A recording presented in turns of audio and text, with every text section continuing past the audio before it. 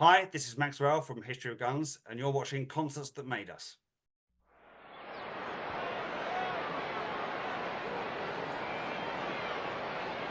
Is everybody in? Is everybody in? The show is about to begin.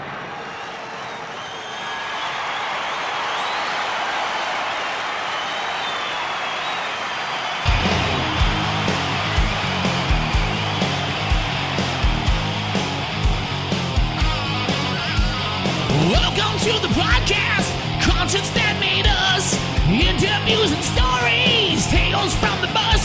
We love taking you back to when it all went down. The greatest live shows and the cheering crowd sound. It's concerts that made us, concertsthatmadeus.com.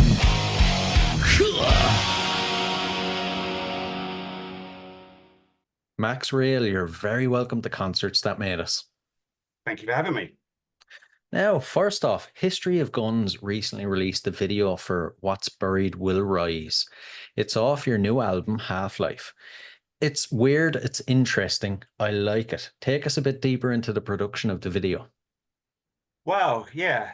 So the song was all about the sort of subconscious and the kind of, Jungian, Freudian, the more you try and push something down or forget about it, the more it's going to come up in some other way in your life, perhaps completely unexpectedly.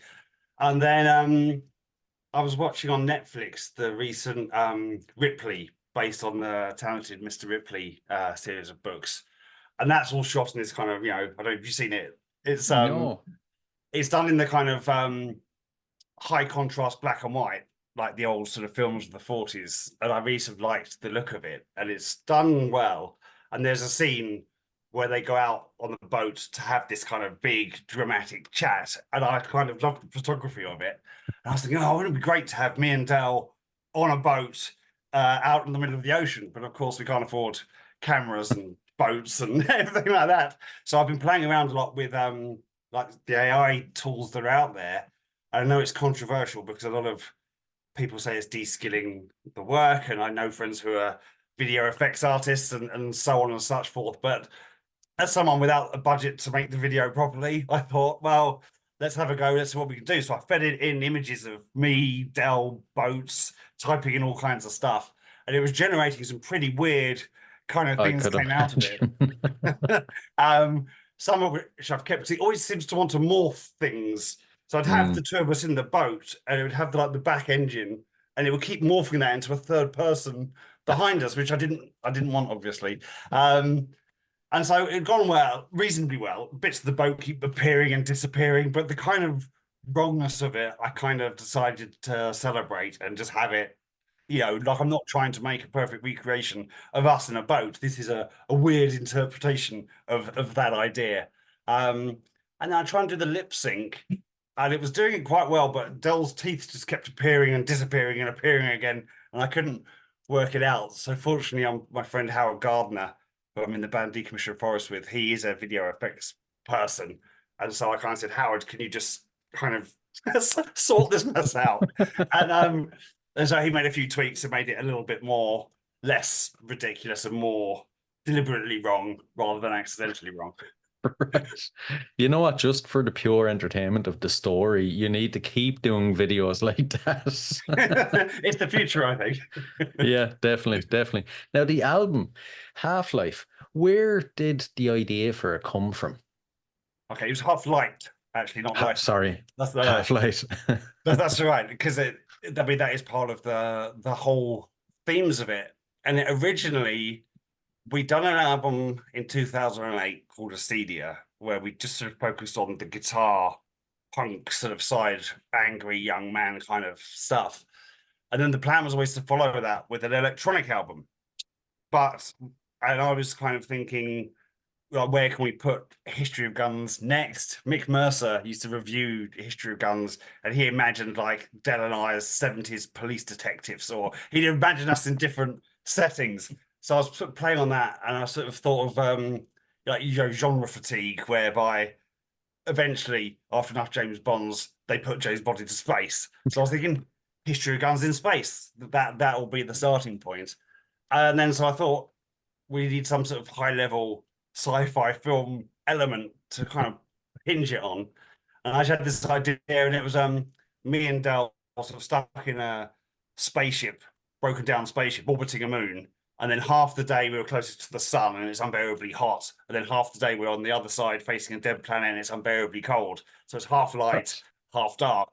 And then the idea got kind of put on hold because, I say, Acedia was like our best sort of selling by our standards for a while. We had the full live band together playing this kind of guitar music. So we decided to sort of, it'd be foolish to kind of switch genres completely and go electronic. And we were writing songs with the band, so we decided to carry on in that direction.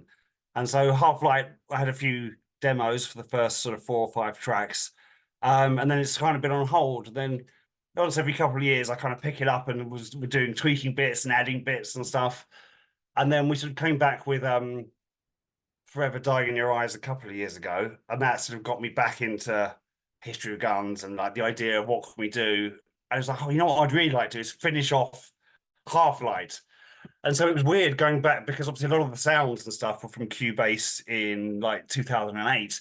And obviously going back, I've been through several upgrades since then and different libraries. And some of the sounds wouldn't load at all because they were like free plugins that no longer existed or whatever. So I had to reinterpret some of the sounds. But so it's got a kind of a mixture of a sound of that kind of 2000s industrial, but then sort of done now. So it sounds, it's kind of out of step of time, really. Works though, it works, you know. Thank you. And it's the first album with your new guitarist, Caden Clarkson. That's right. How is that kind of affecting the dynamic of collaboration between you guys? Well, Caden is he's actually my son, so he's grown up listening to History of Guns. The first song you heard coming back from the hospital was History of Guns. So and it was because it was going to be an electronic album. It was just going to be the two of us. But then there was various songs that go, you know what? It would sound really good if a guitar came in there. And he's been brilliant. He's been practicing. He's one of those people that comes and walks into the room, picks up a guitar, and is just sort of noodling away on it endlessly. Whereas for me, practice was always a bit of a slog. So he's a way better guitarist than I ever was in my strictly sort of power chord punk style. And yeah, because obviously he knows me well, he's grown up with the music, he can kind of just, he's got very much a philosophy of like, don't just play notes for the sake of it or feeling you've got to have a reason for every single thing they're doing. It has to fit in with the grand picture. And so it works incredibly well, I think. We're very lucky to have him. Right. So it's not sort of a thing of, oh, my dad's music, I don't like it, it's not cool. He's the opposite. He's like, my dad has the coolest music ever. I wouldn't sure I'd go that far, but good enough. Right. He's probably more into like Deftones and, you know, sort of more heavy guitar music would be his preference. Right. I gotcha. Was there any challenges or memorable moments during recording and production that kind of stick out in your memory? Well, it was strange in that because some of it was done so long ago that we got to a point, and sometimes I write the lyrics, sometimes Del writes the lyrics, and sometimes we co-write the lyrics. And the first song on it, No Longer Earthbound, neither of us remember writing. So I'm convinced it's Del. He thinks we both did it, but we don't really know. So if someone asks us what's that about, we sort of look at each other and go, well, do you know? Do you know? So that's the kind of thing about doing it in, you know, sort of years apart, starting something and then finishing it. But yeah, no, it's been good otherwise. A few memorable times is, like my mum was saying, is like there sounds like there's two vocalists on Flashes of Light Part 5. One's a bit more well spoken, and one's a bit more sort of cockney. And I said, no, they're both Del. You see, what I do is I go around after work where he's sober, do the recording of him, and that's the more well-spoken one. And then I go around on Sunday after he's had a couple of bottles of wine, and that's where he's all shouty and cockney and often arguing with himself. So it sounds like there's two vocalists, but it's actually just two different aspects of Del. I actually love that. That's the first time I've ever heard anything like that. There's a good song where before where the drunk Del started shouting at the other Del, going, "Where's your energy? Where's your attitude?" Oh man. How would you, if you did try to do that live, how are you going to are you going to play the drunk Dell or Delhi's all dolls at once. right? The album, it was mastered by Pete Marr, who's worked with U2, Pixies, Nick Cave, to name a few. What was it Yeah. like, being in such good hands? So the last few projects I've done through Pete Marr, because he is brilliant. And he works for major labels, big artists, and then he has like this sort of smaller unsigned artist rate because he's a very big believer in the underground and upcoming bands and supporting that kind of stuff. So just even getting his feedback on things is always, it's like he's very kind to do it because obviously he doesn't do it for the money, he does it for the love. So we're very lucky to be in, and at least for me, a lot of bands, master their own stuff, but I think it's imperative that the person mastering it shouldn't be the person that mixed it. It should be fresh ears. And there's a lot of responsibility. I always hated doing it. So I'm very glad I've got Pete Marr on our side, on our team. He's on our side. So once I finish mixing, it's a relief to hand it off to him. Then he can make it all sound good. Right, right. Something that intrigues me, you're together since 1996. Yes. With bands that have been around that long, do you find that your fans are aging with you, or do you kind of every couple of years you notice a new influx of younger generations? That's an excellent question. It depends because a lot of it comes down to when you're gigging and the type of gigs you're doing. Whereas if it's just us, fair enough, then we'll pull along the same people who've been with us for a while. But obviously, the ambition is always to get onto like festival slots where you can pick up new people, or showcase evenings, or that kind of stuff where you've got a broader cross section to pick people up. The new album, because I mean it's the first time properly we've thought about doing videos for kind of each tracks. The last one we had a couple of good videos on it, but they were sort of individual things rather than some big overlying concept. And that's gone well. We've got Shauna from Shameless Promotions PR doing putting it out there, and that I say that makes a huge difference because you can make the best album in the world, but if nobody hears it, nobody's going to care, and that's half the battle because obviously computers, laptops, Ableton have made it so much easier for people to produce music without the cost that used to cost to going into a studio. But that means there's an enormous quantity of music out there. And how do you stand out amongst it all? So good promo is absolutely key for picking up new people. And then, yeah, because you've got the kind of like with YouTube, you can kind of target audiences who you want to push your video to, fans of this, that, or the other. So tried a few different things to see what works or what gives us a new uptake. And there we could target younger audience bands or older audience bands. So you've got a kind of choice really in it. Also new to me is obviously the whole Spotify playlist thing, which I'm not on Spotify, unfortunately. I tried it, and I just couldn't really get my head. I still play CDs, but I'm aware that a lot of people have been adding us to playlists, which is great. And so hopefully that's picking up people that way. But I don't really have any insight into what those audiences look like. Just Right. happy it's being played really and heard. That's the main thing, as long as Yeah. people are hearing it. And, since forming in 1996, how personally for you, how has the journey been? I know you do numerous other things, but with the band, how has the journey been? Yeah, it's been quite a long journey because it's Dell and I have been in it since the start. There used to be three of us with Stagger as well, and then he left. And then we've had people come in and out, and then we've got kind of a wider sort of circle of collaborators that work with us on some things and come back again. But it's basically me and Dell, and we've had a lot of fallings out over the years. We used to have actual physical fights, but we're too old for that now. Um, but it has become very much, like a family. We've at times been very love hate, and he couldn't bear to be in the same room as me. But we seem to have come through all that, and now currently we're getting on to the better than we ever have. I was thinking Half Light might be the last History Guns album, to finish it off, as it were. But then the experience of making it has been so joyful. I've absolutely loved it, and working with Del again and getting on so well. So we're gonna keep going and do Oh, more thank whilst we're God for still that. alive. Thank you. Oh man, oh man. How do you guys, I'm sure there probably wasn't any disagreements this time now, but how would you guys, approach disagreements without fists? Hmm.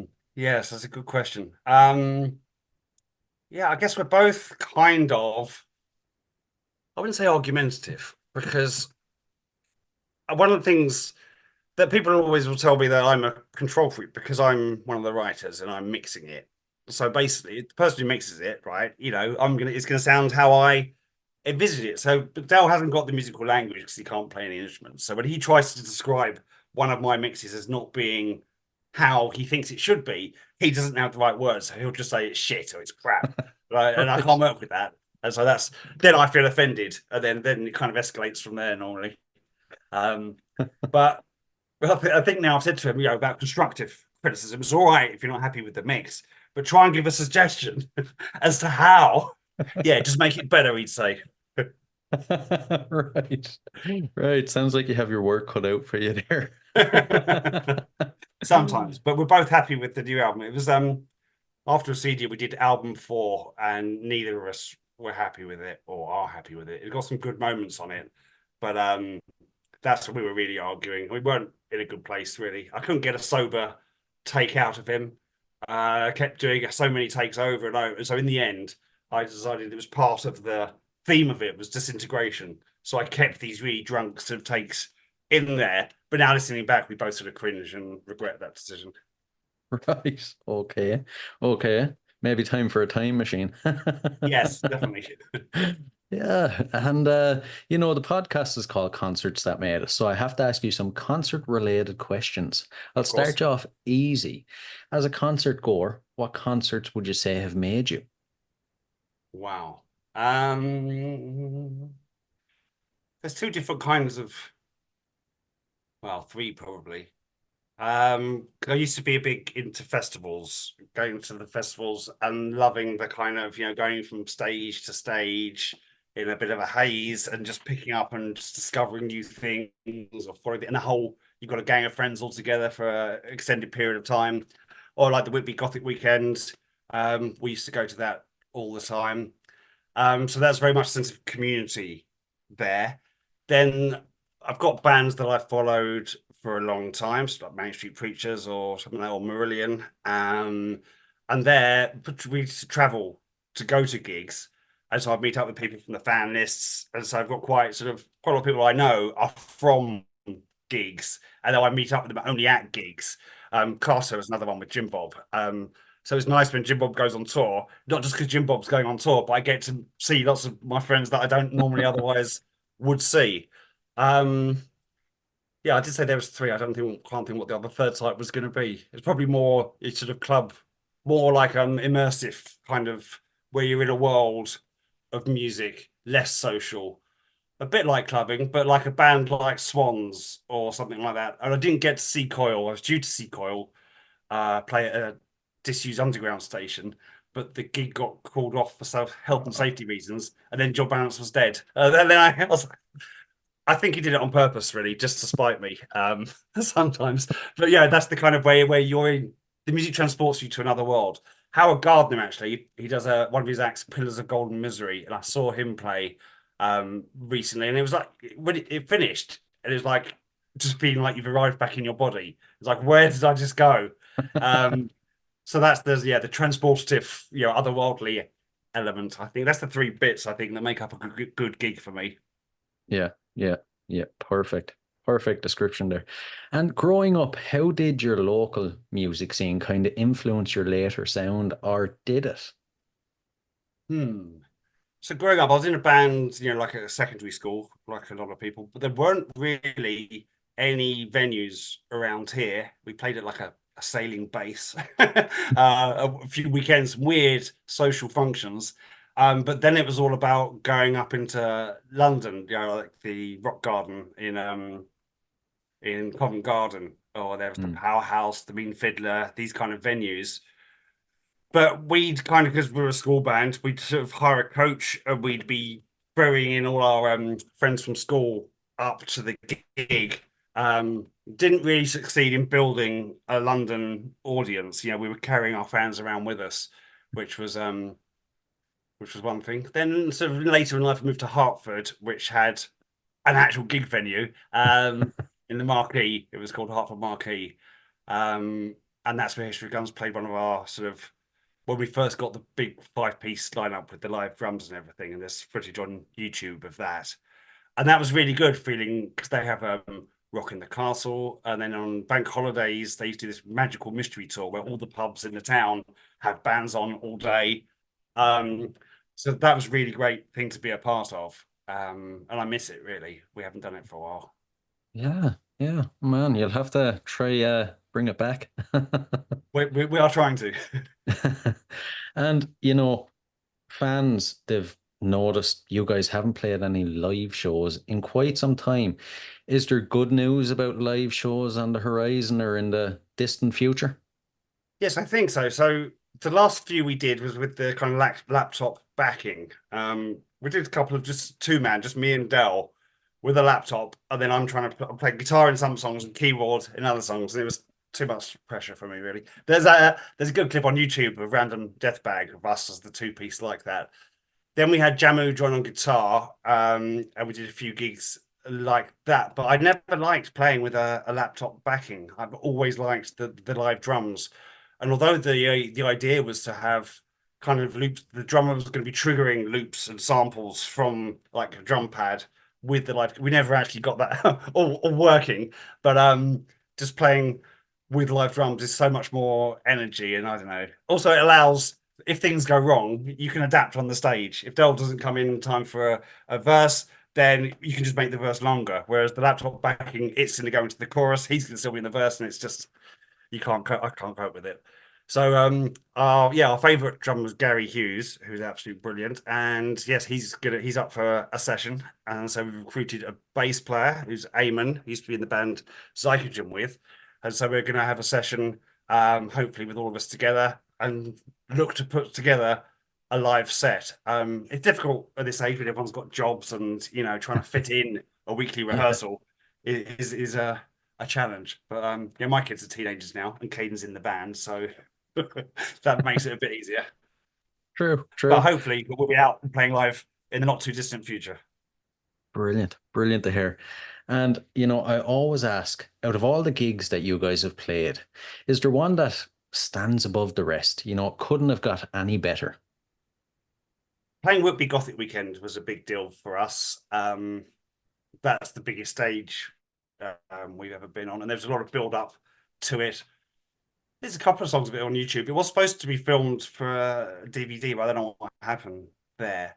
That would always stick out in my mind, because it was, yeah, at the time the biggest gig we've done. So there was a lot of backstage was heightened excitement. And then that one I mentioned, the Hertford Marquee one, which is, the whole thing's on YouTube, luckily, because that's got a lot of energy and it captures what it is about History of Guns live, which doesn't sound so much like the albums, probably, because everything's a lot faster. Right, right. If we switch that around now, is there a gig you would consider the worst? Everything fell apart, and how did you guys overcome it? We've had a couple of really terrible gigs. One of the last times we came back, and we booked a few gigs. I can't think where this one was, but there was no one there.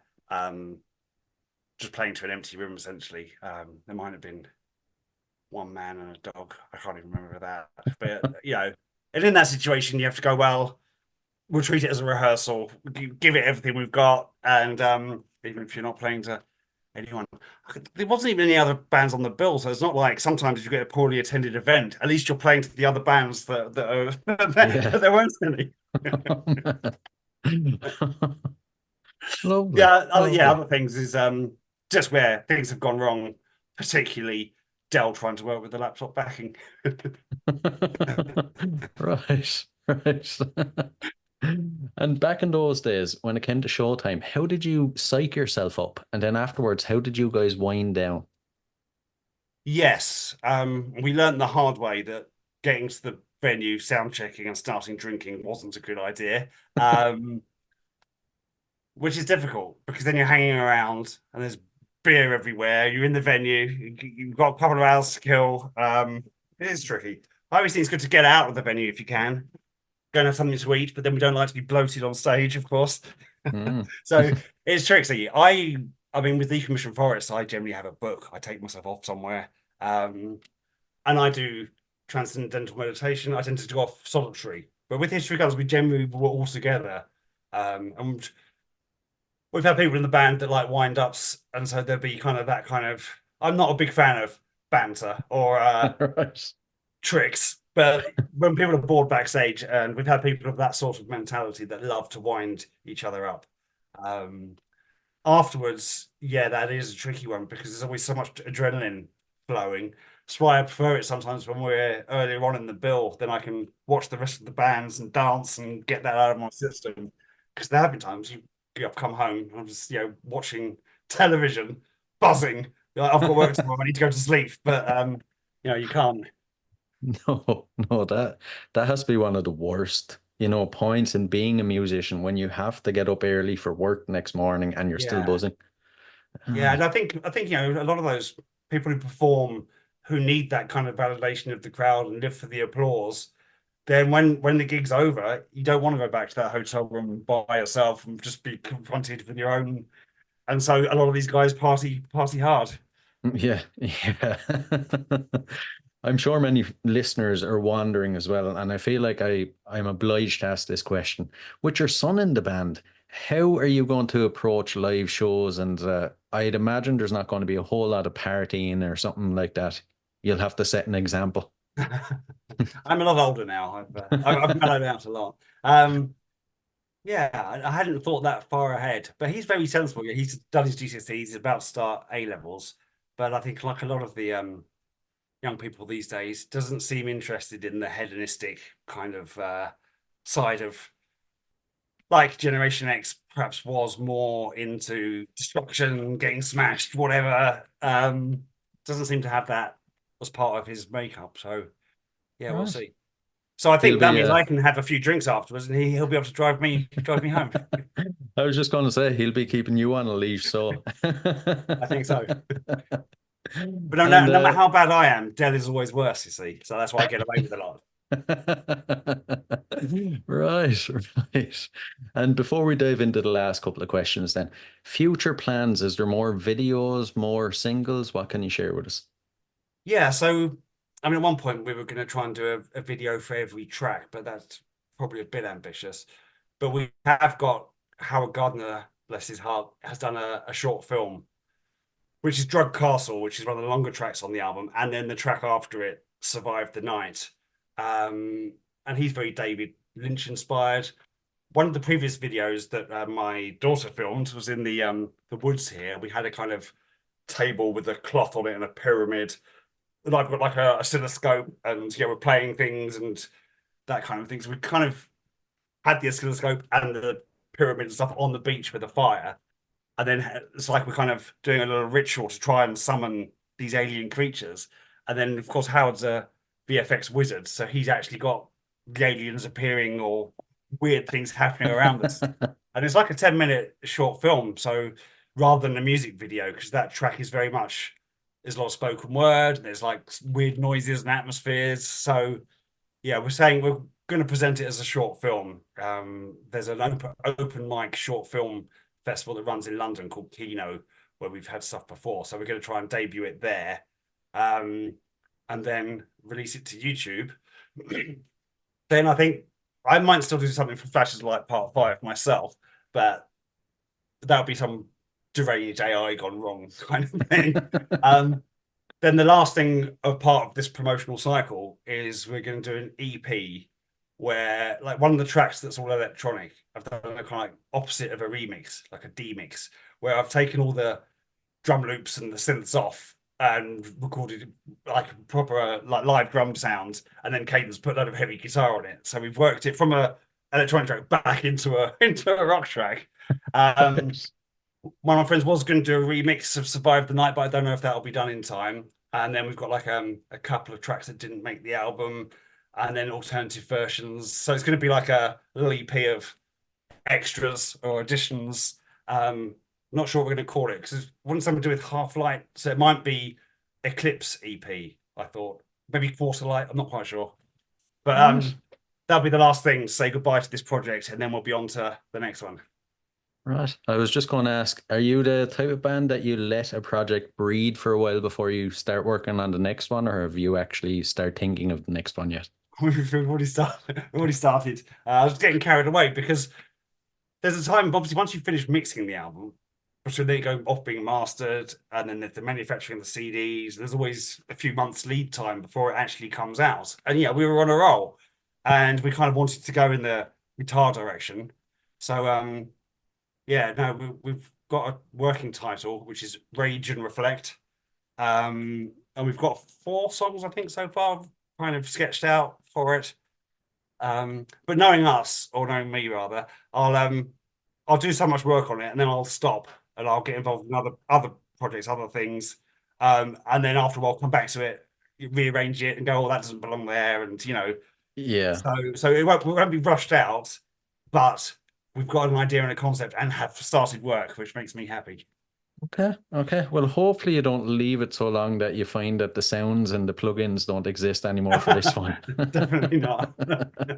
We built some good momentum here, so we want to kind of keep going. And then if we can gig live as well, Yeah. that's Yeah, the plan. exactly. Exactly. I like it. I like it. Right. The last couple of questions, there are a couple of random fun ones. First Okay. off, besides music, what are you currently obsessed with? Wow.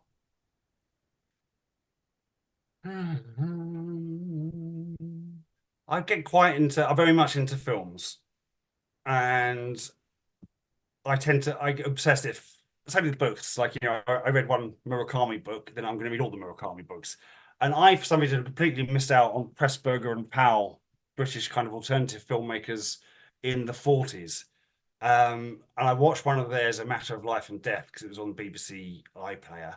And it was brilliant. It so feels to me ahead of its time. Obviously, I wasn't alive in the 40s, but it's kind of very postmodern and self-aware and all this kind of stuff that doesn't seem to belong back then. And so I'm now going to explore. I always Google what are people's top 10 Pressburger and Powell films, and I've got myself a little list, and I'm going to work my way through all of those. So that's probably my next All right. obsession. It's a good one. It's a good one. The next one's a bit odd. If you could be locked in a room with any musician from history for 24 hours, who would it be?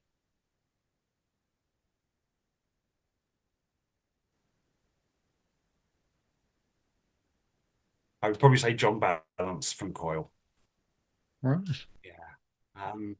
And that's just because, I mean, he's not like a musically gifted, talented whiz at all, but it's the approach. It's the almost like not thinking of notes. I think in the early days, I'd be kind of cognitive and I'd be going, oh, what chord would follow next, or relative minor, and we'll just put a seventh in there, or that kind of stuff. But it's the kind of just completely tuning into your subconscious and then expressing it as music, bypassing this conscious bit in the middle. And so you get something very much more, it seems to land better with other people. And it means more to me, even though I don't necessarily understand what it is, but it's come from somewhere a lot deeper. And I think John Balance was one of my big inspirations for that kind of style of deep Right. expression. Yeah, makes sense. Makes sense. And the final one, so what's your go-to album? An album you constantly revisit? There were a lot. Oh. I'm going to say Killing Jokes Outside the Gate. And it's interesting because all other Killing Joke fans hate that. Not all of them, but most of them.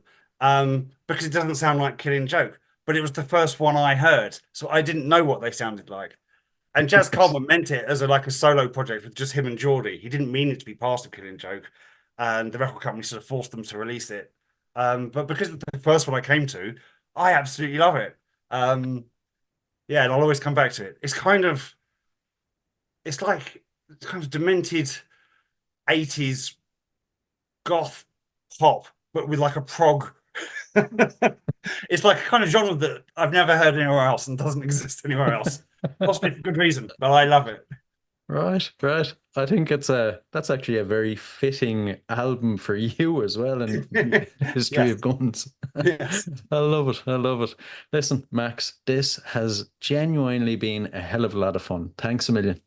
Thank you so much for having me, Brian. I appreciate it. Take care.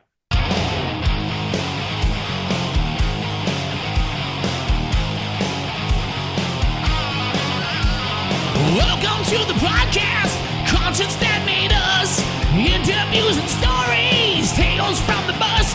We love taking you back to when it all went down. The greatest live shows and the cheering crowd sound. It's concerts that made us, concerts that made us.com.